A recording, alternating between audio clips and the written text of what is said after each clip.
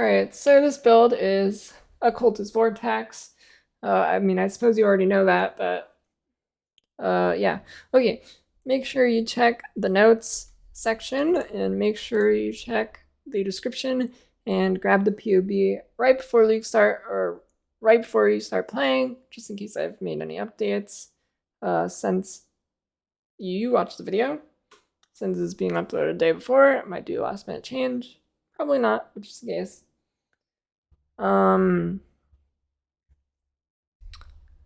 Yes, also POB not updated for 3.20, custom settings in the config, and some other stuff to simulate the curse changes. So you're gonna need to fix that once POB is updated, but it's not a big deal. Even if you don't, it won't make a huge difference. Just the curses are a different level in the skills section, and there's some stuff in config, like for example this. And the resistances here. Right. Okay. So rating the build. Boss damage is not great. It is pretty good uptime though.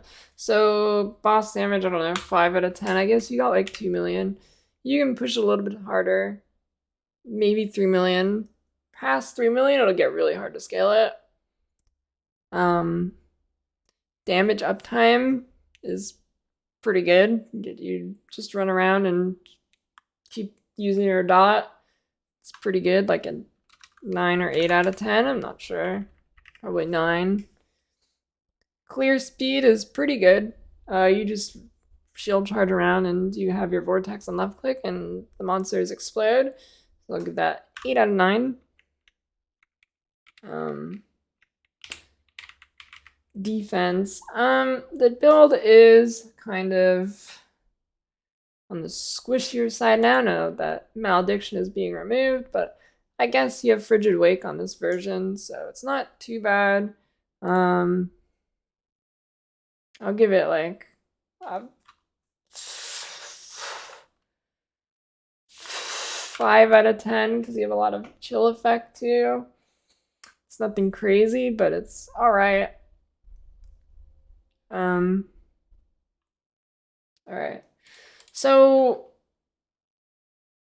Occultist versus Elementalist versus Trickster. Elementalist is going to be the biggest damage of the three by far. If you want big damage, you should go look up a Occultist. You should go look up an Elementalist version. If you want to look for like an infinite sustain, really tanky mapper, that's the Trickster version. So, and Occultist is kind of like the median between Trickster and Elementalist. It's kind of like in the middle between the two. So yeah. The main mechanics of the build are obviously you're getting extra curses through your Ascendancy. So you're playing like 3 different curses. You are applying a lot of chill and you'll slow the enemies a lot. Grace, actually no grace, just determination and malevolence. You're using Glorious Vanity here, which will give you a lot of energy shield, and that'll make you considerably more tanky. I think that's about it for the mechanics. Changes in 3.20. Well, I talked about it a little. Malediction is being removed, so this node's basically just an additional curse now, and they're moving your hexes can affect hexproof enemies to this node. So that is one of the changes. It is buffed a little bit because of the curse changes as well. That should be the only changes to this build, this league. Your items. Your armor is just going to be life and suppression, basically, except for your gloves, which you're going to craft with the Essence of Delirium, which gives socketed gems deal 30% more damage over time. You'll keep using those, so you get a good one with like life and maybe suppression. And then you'll socket your Cold Snap in these gems for some extra damage.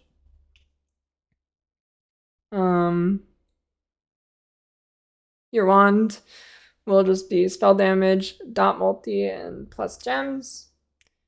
A good way for a budget wand is you go after you've gone to maps and you have some essences and stuff.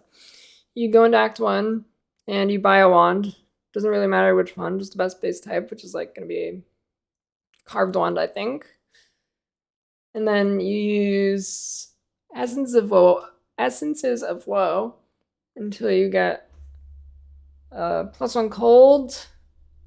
If you don't have many essences, and if you do have a lot of essences, you can get +1 cold, and then cold dot multi as well.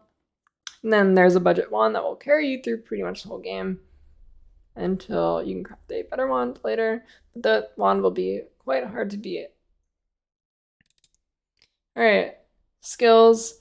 So the way this build works is you have Creeping Frost and Vortex on the same 6 link together. They share their links. This should be a normal search function. So they share their links.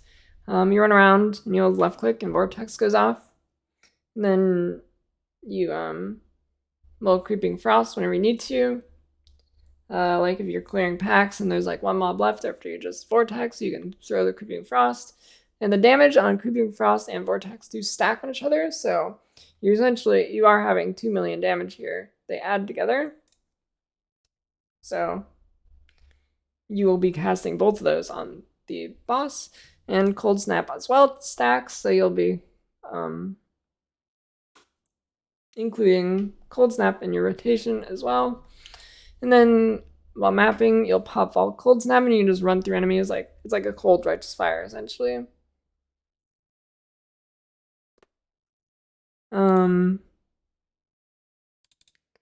That is about it for this build.